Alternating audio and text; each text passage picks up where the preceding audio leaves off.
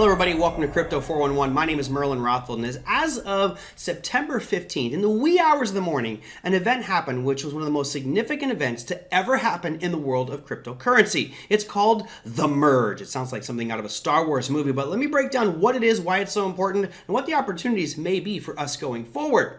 Now, The Merge is essentially a convergence between two technologies. I'll break it down in very simple layman's terms. Imagine that you have a steam locomotive going down the track. It's doing 50 miles an hour, but it's old, it's inefficient, it's polluting the skies. And you want to convert that train into an electric train that's all clean energy and environmentally friendly. Well, okay, we can do that, right? You got to stop, take the trains off the track and build one and then put it back on. In this example, though, we cannot stop that steam locomotive from moving. It has to continue doing 50 miles an hour. Nobody can know the difference, and boom, snap your fingers on that day on September 15th, and it will automatically be an electric train. That's essentially what Ethereum is doing. They use a consensus mechanism to come up with an agreement on all of the transactions in that network. That's called proof of work, and it's incredibly energy intensive. Now, the proprietors, the people who created Ethereum are like, listen, we want to be more environmentally friendly, less of a carbon footprint.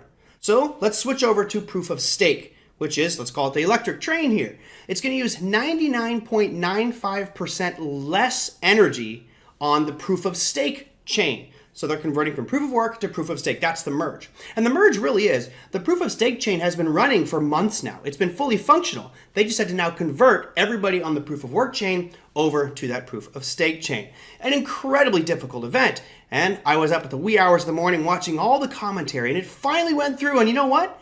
It was a success. Everything went as planned, very, very smooth. Now let me explain just a couple different things here. Miners who made up the old proof of work network are upset because they spent millions of dollars on mining equipment. That mining equipment is really going to go to waste unless they can find another project to direct their equipment's energy at.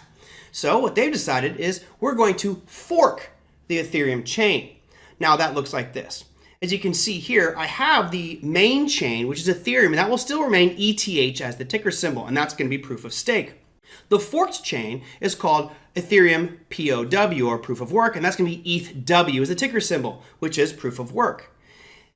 The way this works is the old community of miners refuses to give up, and they continue to mine as normal and work to create two separate chains.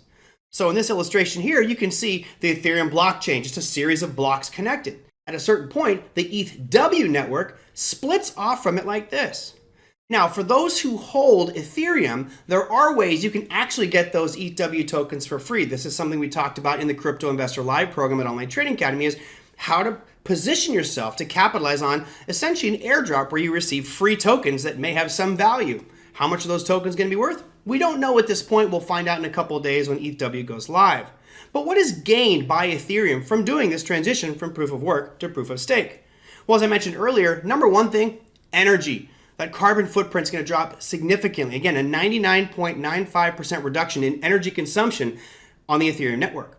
Vitalik Buterin, who's one of the inventors of Ethereum, said that if we look at the energy savings on the Ethereum network right now, it saves the world 0.2% of its global energy consumption. Just one project, Ethereum. Now imagine if some of these other proof of work networks switched over to proof of stake.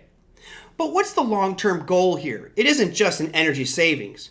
This step, going from proof of work to proof of stake, allows Ethereum to potentially scale up their network. Right now, they're rather slow, and we've seen an influx of competition, the likes of Cardano, Avalanche, Cosmos, Algorand, Solana, the list goes on and on. They've all risen to prominence because Ethereum can't do a lot of transactions, only does 15 transactions per second. But now, because of the switch to proof of stake, there's two potential upgrades that are going to happen in the next year or so. One, which is called rollups, could potentially increase transactions by 100, meaning Ethereum now can do 1,500 transactions per second. And if they can do sharding, SHARDING, which starts maybe next year, that could get them up another 100x, which could get Ethereum up to 150,000 transactions per second.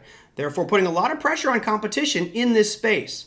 Now, it's a very exciting time. We're seeing advancements in technology. We're also seeing regulators starting to form the frameworks for cryptocurrency and digital assets. And Ethereum's move on September 16th is a major step in creating an even more competitive, more fair, and more efficient world. If you'd like more information on cryptocurrency or digital assets, you can register to take our digital assets program, which is 42 self-paced videos, or sign up for our Crypto Investor Live with Cameron Kaiser and myself, where we do 4 hours a week of live crypto market commentary. We'll see you next time.